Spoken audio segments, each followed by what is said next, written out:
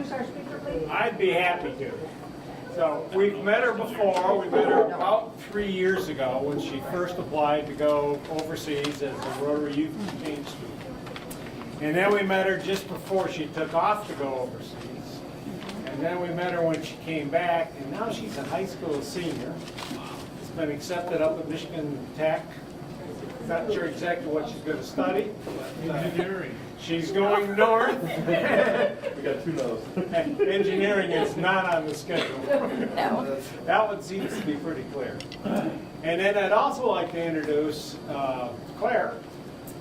And you've met her once or twice before. Her family hosted Maria, same year that the banks hosted Maria.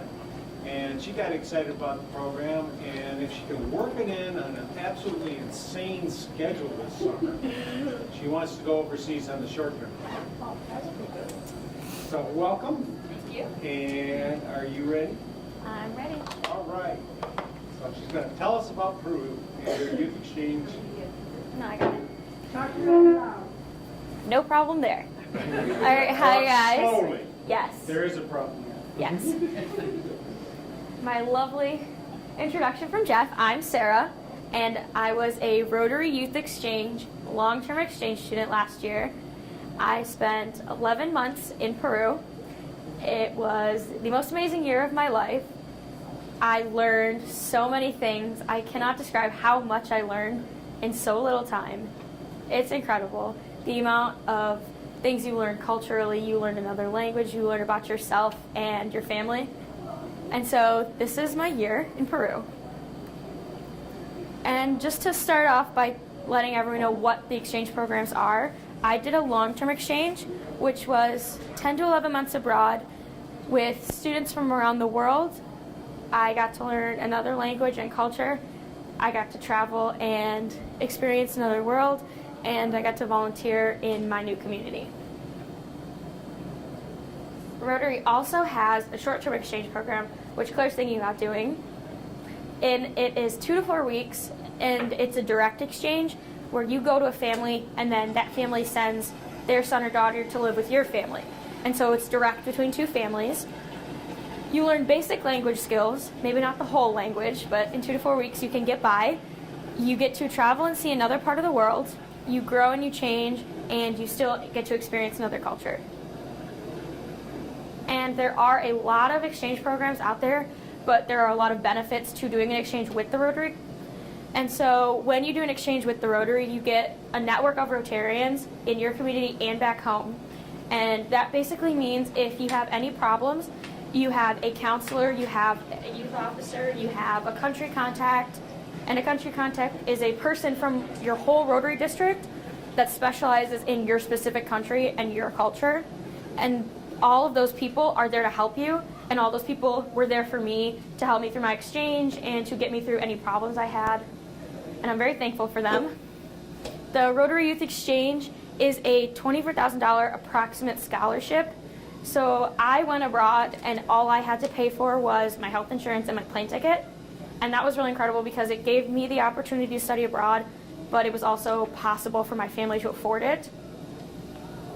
With the Rotary, you get travel opportunities, so you don't just go to another country and you don't just stay in a family.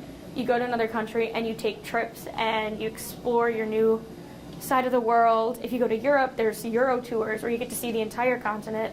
I know for me, I went on 9 different trips, and I got to see every type of climate from the rainforest all the way to the desert. And those trips were incredible, and they were amazing. You learn language skills with Rotary, and Rotary has a lot of people there to help you learn the language. When I first got to Peru, I spent 3 days in a language camp, and that camp gave me basic skills to get by until my brain could figure out Spanish. You grow personally because Rotary does do a lot of service projects, and you do volunteer a lot, and giving back to a community that is taking you in helps you to grow and helps you to become a more open and more accepting and a more helpful person when you go back home to your own. You make lifelong friendships when you're with Rotary Exchange because when you live in a city, you're not just alone. You have a district of other exchange students with you and around you at all times. You have group chats, you have Facebook groups, you have people like the Rotarian network, and those people become your lifelong friends. And you also get a new family, because with Rotary you have incredible host families, like my family was, and like Claire's family was. And I had an amazing host family. My godfather was the president of my Rotary Club, and my uncle was my youth exchange officer in my host family. And so that was incredible, having my family also be my Rotary family. And so this is my story. That's me up there with my 2 sisters, and that's me with my dog. And that's me 5 months into my exchange on the first trip I got to take. And so before I left for exchange, I'd only ever lived here in Clarkston. I'd only ever seen Michigan and Canada and Disney World. My idea of traveling abroad was going to Epcot. And so for me to be able to live in another country and to experience another culture, that was incredible. The second picture is me the morning I left, and that was the most insane morning of my life. I woke up and I didn't really realize what was going on, and then before I knew it, I was at the airport, and then before I knew it, I was in Peru trying to fill out an immigration form in a language I didn't understand, and it was the most stressful but most amazing 24 hours of my life. And that picture is actually in my Rotary and Polio shirt. They gave us all those shirts when we woke up. We went to Cusco in Peru, and then we went to Machu Picchu. And Machu Picchu is one of the 7 wonders? Or 8 wonders? One of the 7 wonders of the world. And it was incredible. If you look behind me, you see a city that's hundreds of years old, and it's still standing, and it's incredible to be able to wake up and walk out and see a part of history and a part of your host culture in such an up-close way. And that was one of the trips that I got to take because I did my exchange with Rotary, one of the trips that the Rotarians organized, and I went on with all the other exchange students living in my district.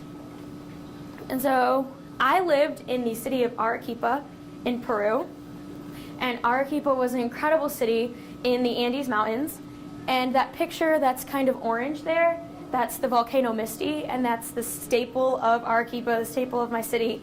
You can look anywhere and you see that volcano, and it's amazing. Every night the sun sets right behind it, and it's beautiful. And then if you look up top, another part of my city where the mountains, they're called Pichu Pichu, and funny fact, they're called Sara Sara, so just like my name. The mountains those are beautiful also. They're covered in snow, even though it's so hot down where you are.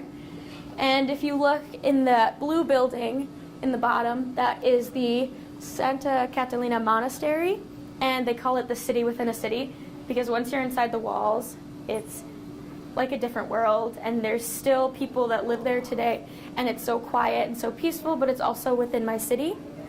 And that picture up top is the big, huge cathedral where I lived. And so it's a city from the 1400s.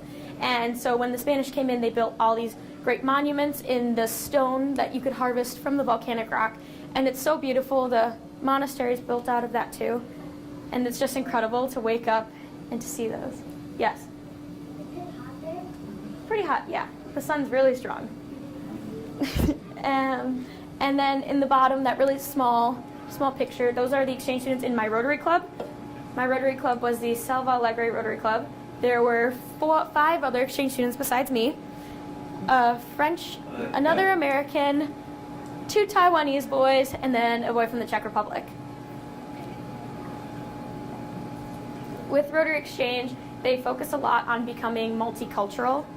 And the culture that I got to experience was the Arequipeña culture. And that food right there, that is the biggest staple of the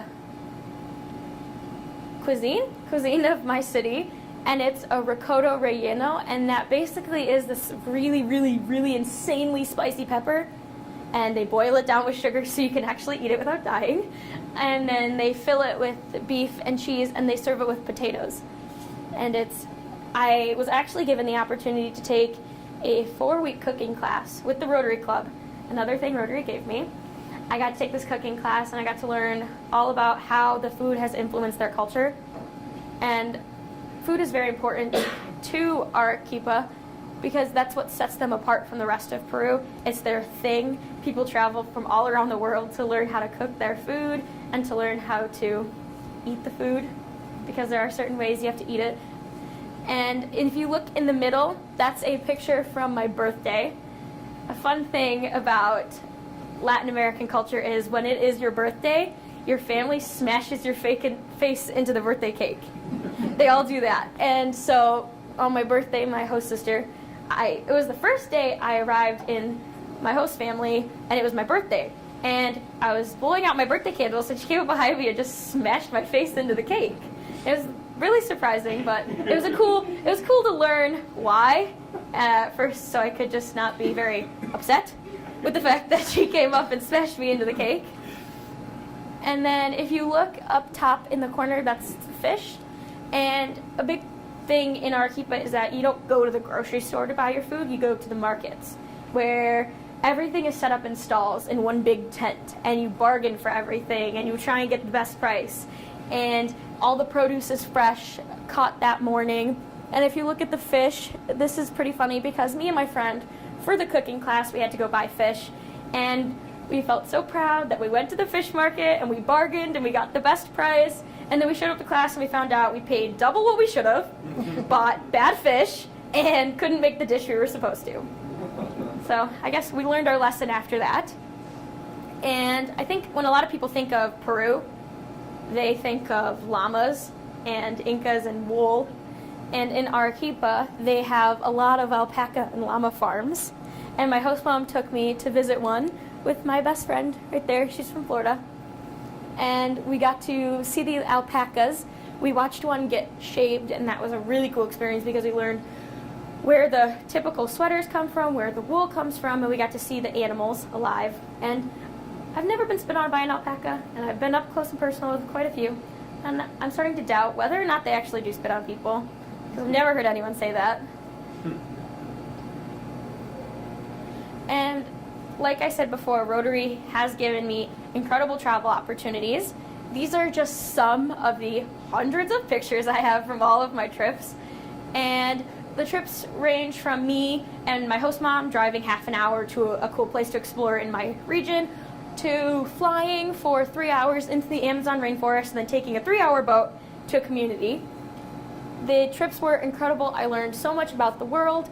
Those big rocks I'm standing with on the bottom left of the screen, those are CR. And I mentioned earlier about how all the buildings are made out of volcanic rock.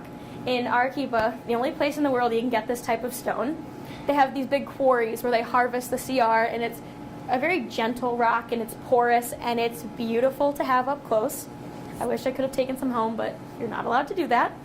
And then the bottom picture is me with the Michigan flag in the Colca Canyon. And the Colca Canyon is the largest canyon in North and South America. I'm not sure about North America. Maybe the Grand Canyon's bigger. It's so big that on the other side of the canyon, there are cultures of people who have lived untouched by us. We've only ever seen them by helicopter. And it was insane to learn that and to stand on the other side of these mountains and know that on the other side there were people who didn't even know who we are and don't know how we live, and we don't know anything about them. The bottom picture is me standing in another set of Incan ruins in Cusco in the Sacred Valley. This isn't Machu Picchu, but it's outside of Machu Picchu. The picture above that is Huacachina, and Huacachina is a giant sand dune in the city of Ica, where you can do dune buggying, sandboarding, you can just climb and you can explore. It's incredible. Sometimes it just looks pink. As far as you can see, the entire world looks pink. And it's just so much sand, and it's amazing. We got to dune buggy. And I also got to see the Nazca lines. And those are incredible. That's something once in a lifetime that I could never hope to do without Rotary. I got to fly and I see these ancient lines drawn, and they're beautiful. And then this picture in the middle, that's me and two of my friends in the Amazon rainforest. That picture is actually really special because that trip I was sent for free by the Rotary. I had been organizing a fundraising project with the 25 exchange students living in my city. In my city there was 6 or 5 Rotary clubs with each their own group of like 5 students. And so all 25 of us, we were working on a fundraising project. We were going to put on a talent show and have cooking nights.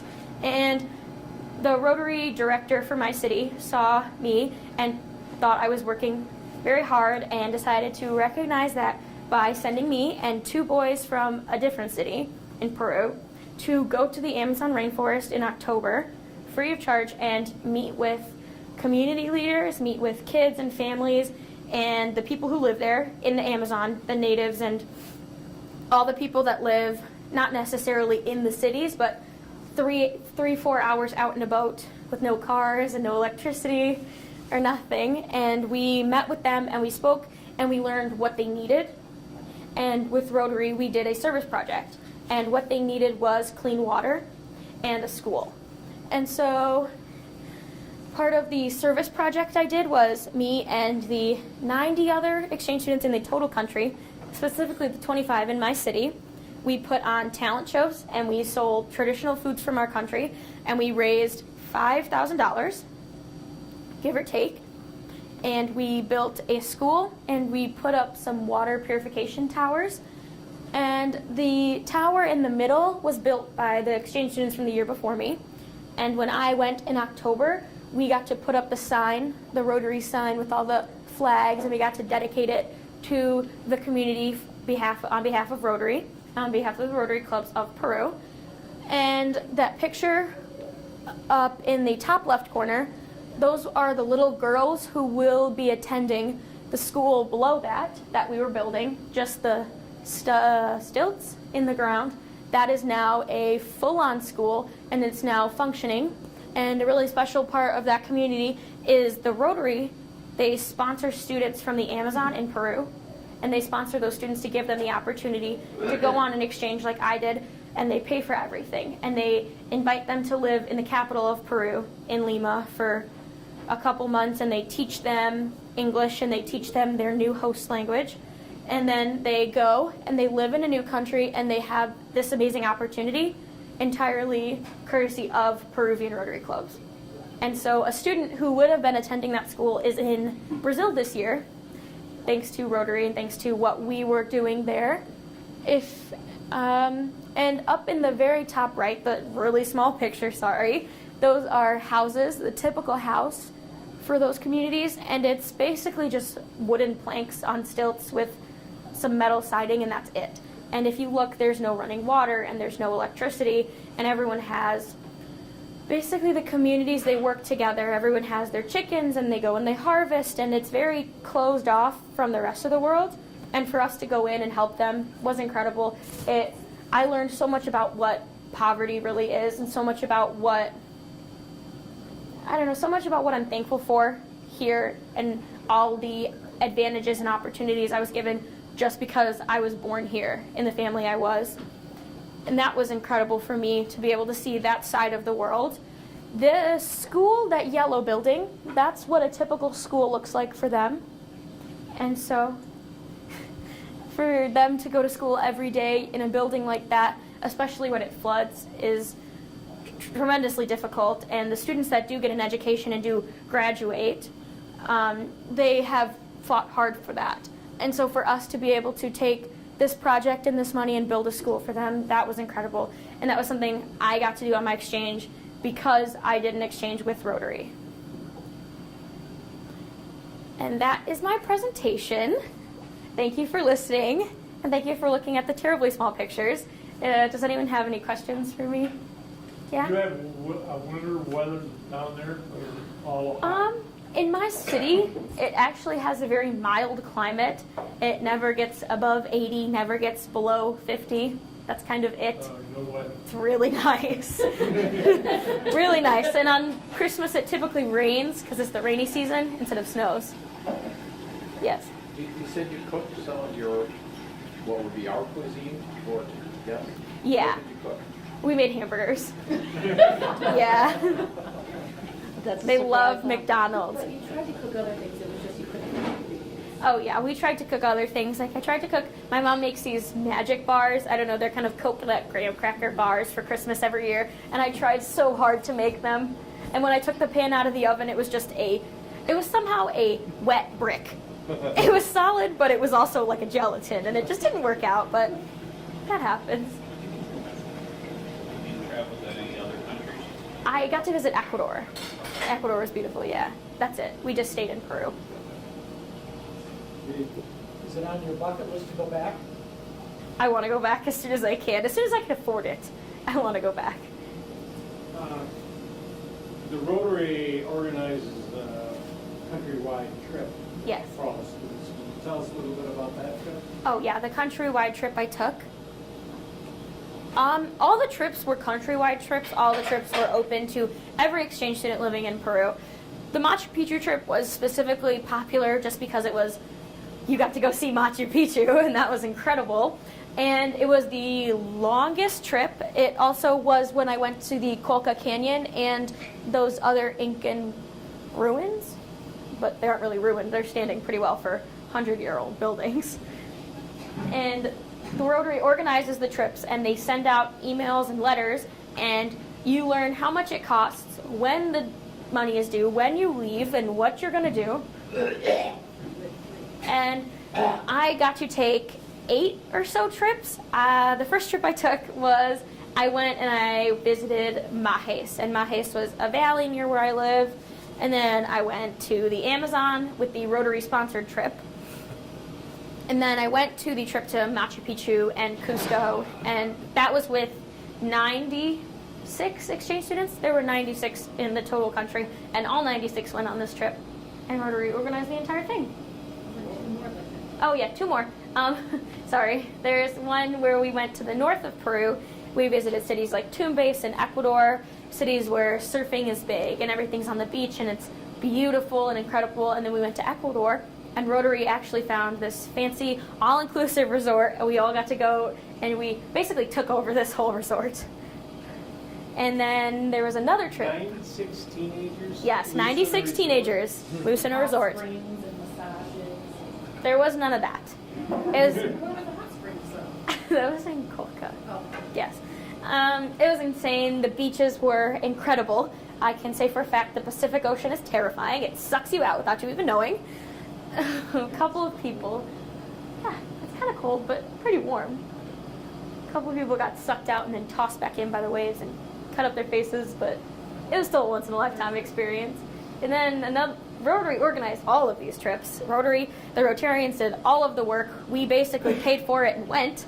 We didn't have to worry about organizing anything or scheduling anything, and the schools were already involved, so there were no problems taking any of these trips. And the third big trip that they sent us on was the one to see the Nazca Lines and Wakachita. Yeah. So how was school? School was pretty difficult.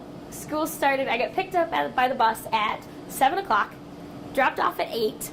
Yeah, traffic down there is awful. Wouldn't recommend driving. It's very dangerous. I still don't know how they do it. They somehow do it. Like, all the roads function, but there's no really rules, I guess. But everyone seems to get where they're going very quickly, despite all the traffic. School started at 8, ended at 5:30. I had an hour for lunch, and all the classes were in the same classroom. That's a cool thing. All the teachers rotate. The students stay in their classroom, and they're actually in the same classroom all the way from kindergarten until they graduate, which is really cool because each school has kindergarten to graduation, and the majority of kids who come from families who can be Rotarians or can host exchange students, they go to private school. And so each private school has from kindergarten, preschool age, all the way until you graduate, and you stay with the same classroom of kids. And so coming into that was difficult, coming into a room full of kids who'd been together for 15 years. But they were very accepting. They were very welcoming. So this was a private school, not a... Yeah, I went to a private school. Okay. All the exchange students went to private schools.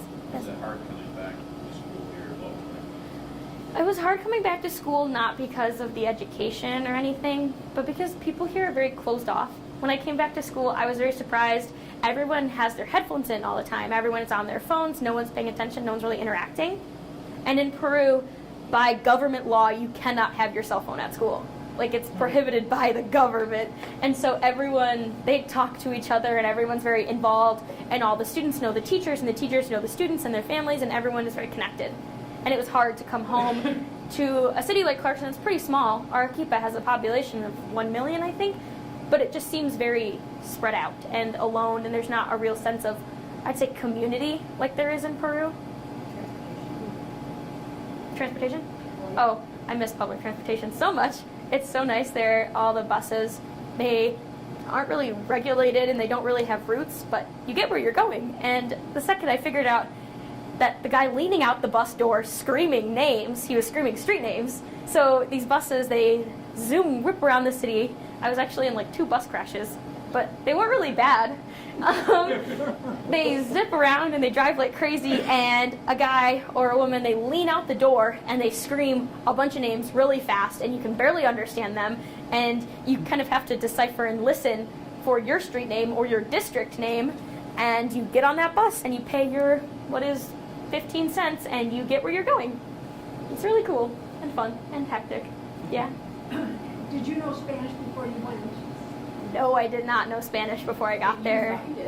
I thought I did. I took 2 years of high school Spanish, thought I was so good, I felt so confident, and then I got there and I lasted 30 seconds in a conversation with my host dad before they realized I couldn't speak or understand them. And it was very difficult for a while, but I'd say within a month I could understand basic things. Within like 3 months, I understood almost everything, and then within 4 to 5 months, I could communicate, and then by the halfway point, I think I felt confident in my communication skills. So that's kind of how it goes. It's insane. And since you've come back, I know people have headsets in and they're clicking, whatever, but have they been interested in your experience? And I never shut up about my exchange, so that's the problem.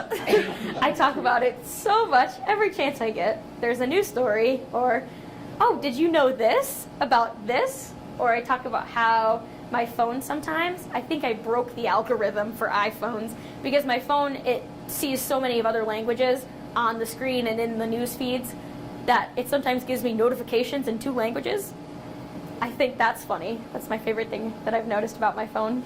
And people are very interested in exchange. I think a lot of people think it's incredible what I've done and what so many people around the world do. And I think a lot of people wish that they could have done one, or seniors I know who are my friends wish that they had the opportunity to do one like I did. People I know, older people, specifically like my parents' age or older, they say they wish they could have done that when they were little. And so I feel very lucky that I have this opportunity, very thankful to Rotary and to my family and to my host family and everyone who helped me with my exchange. I'm so grateful and so thankful that they made this possible, that I had a network of people willing and ready to help me and make this dream of mine happen. So did you stay with the same host family? I did not. Okay. When I got to Peru, I stayed in the capital, so I stayed in Lima for 2 weeks with a temporary host family. Then I went to my first long-term host family on my birthday. That's the funny birthday cake story. And I stayed with them from August all the way until January. And then in the middle of January, I went to my second host family for about a week. And then I spent January and February living in the capital in Lima again with the same temporary family, just so we could travel and coordinate things better. And then I came back in March to my second real host family and stayed with them until I came home in June. That was partly because school was out in January. Yeah. So South America, they're opposite hemispheres, opposite school schedule. I got there in the beginning of spring, had spring, summer, and then left when fall was becoming winter. So I went to stay in the capital over the summer break. Yeah, it worked out really nice. Oh, yeah, I do. My first host mom was incredible. She taught me so much. I have so much respect for her. She made me feel like I was a part of her family. And a lot of my fellow exchange students living in the same city as me, they didn't feel that way because it's mandatory to host if you send your kid. And it's very popular, so many families felt like they had to. My host mom didn't feel that way. She welcomed me. She taught me things. She was very patient with me when I didn't know what I was saying or couldn't understand her. Very patient with me when she spent hours cooking a dish and I thought I understood what she wanted me to do with it and I didn't, and I wrecked it, and I ended up taking big balls of mashed potatoes to an event instead of a layered potato dish. So she's very patient, and I love that. You've seen her since you've been home. Yes, I've actually seen her since I've been home. She travels the world selling leather goods to other countries from the district of Arequipa, and so she works for the government. And so in September, she was in Korea on business and had a layover in Detroit. And I drove down and I got to see her, and we spent 3 hours, and it felt like 3 minutes talking, and it was incredible. I miss her. Very good. Any more questions? Or Joel? Yeah. Since you're going to Michigan Tech, you want to divulge what kind of curriculum you're looking at? I'm currently undecided, but I'm leaning towards anthropology, archaeology, because when I was in Peru, I got to see so many cool ancient Incan or Moche people or Amazonian places, and I love the history, and I love the physical history that I could see and touch. And so I think if I study something that I love, then I guess life should work out, right?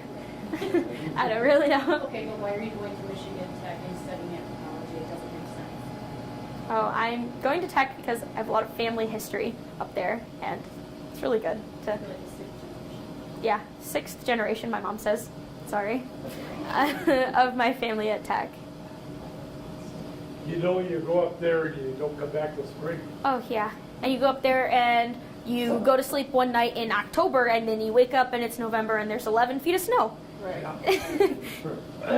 Yeah. Very good. Any more questions?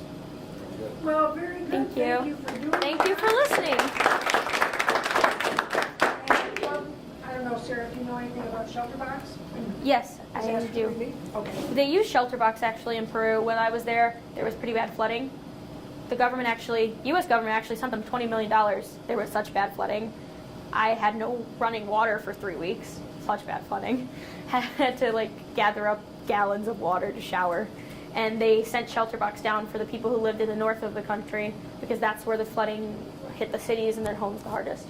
Oh, very good. Yeah. Well, we'll be making a $50 donation in your name to Shelterbox. Thank you. Awesome. Thanks, guys. Very good. Thank you.